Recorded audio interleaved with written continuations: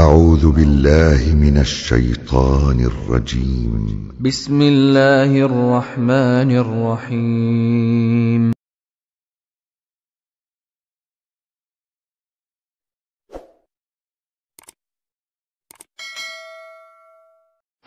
Assalamualaikum warahmatullahi wabarakatuh.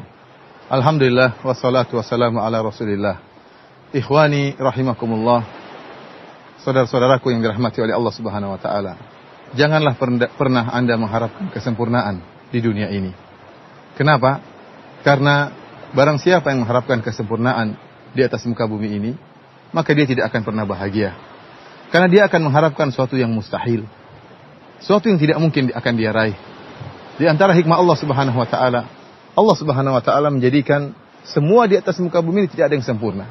Termasuk kenikmatan-kenikmatan yang Allah sediakan bagi hamba-hambanya di atas muka bumi ini, tidak ada yang sempurna. Apa saja pasti terkontaminasi dengan hal-hal yang mengurangi kesempurnaan kenikmatan tersebut. Kenikmatan tersebut selain tidak sempurna, kemudian terbatas, tidak abadi. Oleh karenanya Allah Subhanahu wa taala berfirman dalam Al-Qur'an, "I'lamu annamal hayatud dunya la'ibu walahu." Ketahuilah, kata Allah Subhanahu wa taala, bahwasanya kehidupan dunia ini hanyalah permainan dan senda gurau. Kemudian kata Allah Subhanahu wa taala, "Kamathali ghaithin a'jabal kuffara nabatuh, thumma yahiju, fatarahu musfarra, thumma yakunu hutama."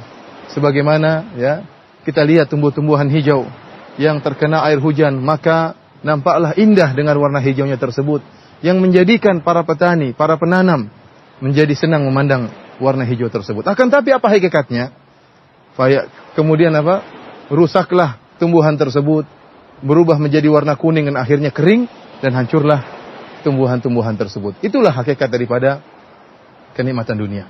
Itulah hakikat daripada kenikmatan dunia.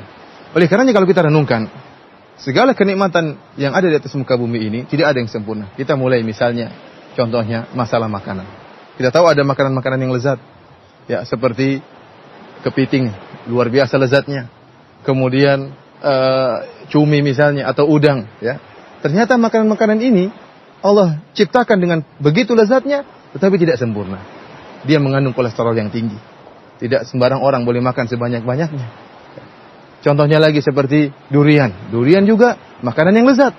Tapi Allah Subhanahu wa taala ciptakan durian tersebut dalam suatu buah yang banyak durinya. Sulit untuk mengambilnya dan sulit untuk membukanya. Kemudian tidak mungkin juga kita untuk makan sepuas-puasnya, sekenyang-kenyangnya, karena kemampuan kesehatan kita bisa terganggu. Kemudian kita contohnya khamar. Khamar lezat. Suatu hal yang lezat, oleh karenanya banyak orang yang minum khamar. Tetapi kelezatan tersebut terkontaminasi dengan hal-hal yang tidak mengenakan, seperti kepala pening, perut sakit, dan yang lainnya. Berbeda dengan kenikmatan-kenikmatan yang ada di surga. Oleh karenanya, di antara hikmah Allah Subhanahu wa taala tatkala menjadikan tidak ada yang sempurna di atas muka bumi ini, maka seorang mukmin senantiasa rindu untuk mencari kesempurnaan, dan dia tidak akan peroleh kesempurnaan tersebut kecuali di akhirat kelak. Dia akan dapati bagaimana Allah Subhanahu wa taala menyediakan kenikmatan-kenikmatan yang begitu sempurna. Khamar tanpa ada mabuk, tanpa ada pening, tanpa ada sakit. Buah-buahan tanpa ada musim, ukuluha daim, senantiasa ada. Ya. Tidak perlu kita manjat pohon untuk mengambilnya, mudah untuk diraih. Kenikmatan yang sempurna, bidadari yang penuh dengan kesempurnaan. Oleh karenanya, tatkala kita sadar akan hal ini, di antara hikmah Allah Subhanahu wa taala menjadikan kenikmatan di atas muka bumi tidak ada yang sempurna, maka hati kita senantiasa rindu untuk menuju surga Allah Subhanahu wa taala. Karenanya para pemirsa yang dirahmati oleh Allah Subhanahu wa taala, barang siapa yang mengharapkan kesempurnaan di atas muka bumi ini, dia tidak akan pernah bahagia. Lantas bagaimana sikap kita menghadapi kenikmatan-kenikmatan yang sungguh tidak ada kesempurnaannya ini? Rasulullah SAW sejak dahulu telah memberikan jalan atau settingan yang baik bagaimana kita bisa menghadapi kenikmatan-kenikmatan yang tidak sempurna tersebut. Di antaranya sabda Nabi SAW tentang para istri. Kata Nabi SAW, "La yafruk mu'minun mu'minah, in kariha minha khuluqan radhiya minhal akhar." Janganlah seorang suami mukmin membenci istrinya yang mukminah.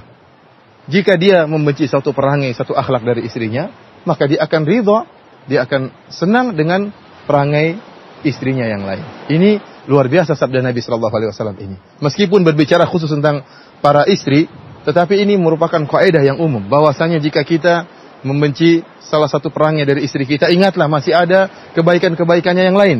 Dan tatkala seorang menyeting pola pikirnya dengan juga tidak melupakan kebaikan-kebaikan istrinya, maka dia tidak akan benci kepada istrinya. Dia tahu bahwasanya tidak ada kenikmatan yang sempurna. Istrinya pun tidak akan pernah sempurna. Istrinya tidak akan pernah sempurna. Kalau dia mengharapkan istri yang sempurna, tidak akan dia peroleh. Oleh karenanya Syekh bin Baz rahimahullah sering ditanya oleh orang, tatkala menelpon Syekh bin Baz kemudian mengeluhkan tentang istrinya, maka kata Syekh bin Baz, hurul ain fil jannah. Ya, bidadari di surga. Kalau ingin bidadari, ingin istri yang sempurna di surga. Di dunia tidak ada yang sempurna. Kalau kamu mengharapkan kesempurnaan di dunia, kamu tidak akan pernah bahagia. Oleh karenanya, seorang yang merenungkan akan hal ini, kemudian mengambil tadi ajaran dari Nabi SAW bahwasanya tidak ada yang sempurna dan harus memandang yang positif. Jangan sampai ada sesuatu yang negatif menjadikan seorang melupakan kebaikan-kebaikan yang ada, maka orang ini tidak akan pernah bahagia.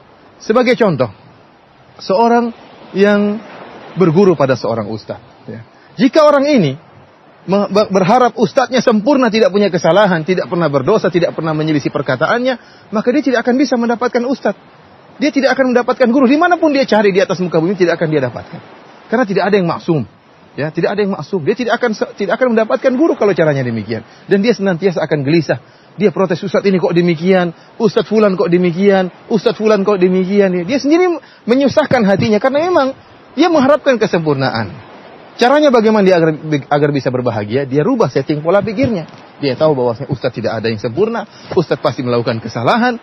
Yang penting, yang mendominasi ustadz tersebut adalah kebaikan, maka dia ikuti. Dia cari ustadz yang secara global, secara umum ustadz itu baik, maka dia belajar dari ustadz tersebut. Contohnya juga misalnya seorang yang mencari sahabat yang sempurna, tidak akan dia dapatkan. Ya, namanya sahabat tidak akan sempurna, pasti ada kesalahan yang dia lakukan. Oleh karenanya Syekh Albani rahimahullah sering menyampaikan suatu syair, turidu sahiban la aiba fihi wa halil udu yafuhu bila dukhani. Kau inginkan seorang sahabat yang tidak ada aibnya? Mustahil. Apakah kau berharap ada kayu gaharum mengeluarkan bau harum tanpa ada asapnya? Pasti ada asapnya. Oleh karenanya, jika engkau memiliki seorang sahabat yang secara dominan dia adalah seorang sahabat yang baik, terkadang dia menyelisih janji, terkadang dia lupa, terkadang dia tidak bantu engkau tatkala engkau sedang butuhkan, maka terimalah demikianlah sahabat yang ada di dunia. Kalau ingin cari kesempurnaan, maka di akhirat. Contohnya seorang yang menyekolahkan anaknya di pondok.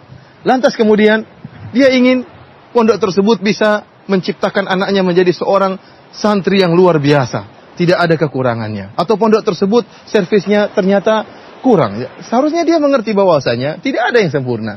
Namanya pondok, ya, tatkala berusaha untuk memberikan pengajaran kepada anak-anaknya, maka tidak akan sempurna. Pasti ada kekurangannya. Di pondok ada kekurangannya. Ada guru yang mungkin kurang bagus, ada pelayanan yang kurang bagus, ya. Atau misalnya ternyata ada muamalah, sikap yang kurang bagus terhadap anaknya, atau ternyata ada anak yang nakal mukul anaknya, akhirnya dia pun marah-marah. Dia ingat bahwasanya tidak ada pondok yang sempurna. Selama anaknya belajar di situ, kemudian tambah hafalannya, akhlaknya berubah menjadi lebih baik, maka dia terima bahwasanya dia rubah pola pikirnya, memang tidak ada yang sempurna. Demikian juga seorang bekerja di kantor misalnya. Jika dia berharap kesempurnaan di kantornya, dia ingin bahwasanya bosnya itu adalah yang perfect, kemudian dia inginkan bahwasanya pekerjaan dia adalah pekerjaan yang sempurna, maka dia tidak akan pernah bisa bahagia. Demikian juga dalam hal dakwah. Seorang tatkala berdakwah, dia ingin bahwasanya dakwah dia sempurna, tidak ada kekurangannya, tidak ada lika-liku dalam berdakwah. Dia ingin senantiasa dakwahnya mulus, senantiasa mulus, tidak ada gangguan, maka mustahil akan dia raih. Mustahil akan dia raih. Oleh karenanya, para pemirsa yang dirahmati oleh Allah Subhanahu wa taala, sejak sekarang kita rubah settingan pola pikir kita. Jangan pernah kita berharap kesempurnaan. Jangan pernah kita berharap kesempurnaan. Kapan Anda mengharapkan kesempurnaan, maka Anda tidak akan pernah bahagia. Dan Anda tidak akan pernah puas. Kenapa? Karena Anda mengharapkan suatu kemustahilan. Ingatlah bahwasanya kesempurnaan menanti kita. Di mana kesempurnaan tersebut? Di akhirat kelak. Allah yang menyediakan kesempurnaan. Allah sengaja menjadikan kenikmatan dunia tidak sempurna, agar seorang mukmin senantiasa rindu untuk meraih kesempurnaan di akhirat kelak. Wallahu ta'ala alam bisawab. Assalamualaikum warahmatullahi wabarakatuh.